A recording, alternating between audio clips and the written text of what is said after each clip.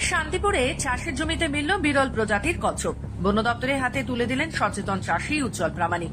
শান্তিপুর পৌরসভার 16 নম্বর ওয়ার্ডের স্টিমার ঘাট এলাকায় চাষের জমিতে এই বিরল প্রজাতির কচ্ছপটির দেখা পাওয়া যায়। স্থানীয় চাষী উজ্জ্বল প্রামাণিক চাষের কাজ করার সময় আচমকাই তার চোখে পড়ে অচেনা ধরনের এই কচ্ছপটি।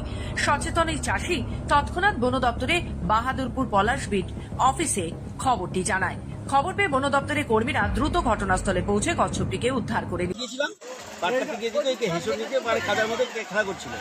আমি ধরে নিয়ে এসে রাস্তার উপর রাখার পরে তারপরে বন দপ্তরকে খবর দিই। হ্যাঁ, ওনারা এসে ওনাদের হাতে আমি হ্যান্ড ওভার করে দিয়েছি। আজকে পেয়েছে? হ্যাঁ, এক্ষুনি। তাহলে কি এই মাঠে কি আরো কচ্ছপ আছে বলে মনে হচ্ছে? এখন একটা যেহেতু আছে থাকতেও পারে।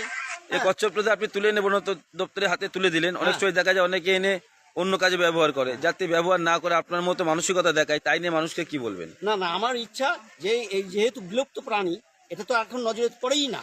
হ্যাঁ, এইবার যদি মানে পাওয়া যায় এইভাবে এদের বাঁচানোর চেষ্টা করা। উজ্জ্বল বাবুর কথায় সাধারণ মানুষ যদি এভাবে সচেতন থাকে তাহলে প্রকৃতি ও পরিবেশকে রক্ষা করা সম্ভব।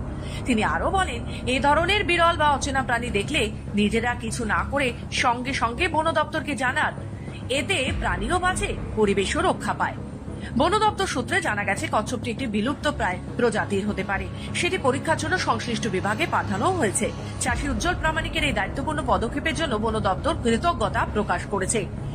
নিউজ 12 বাংলা।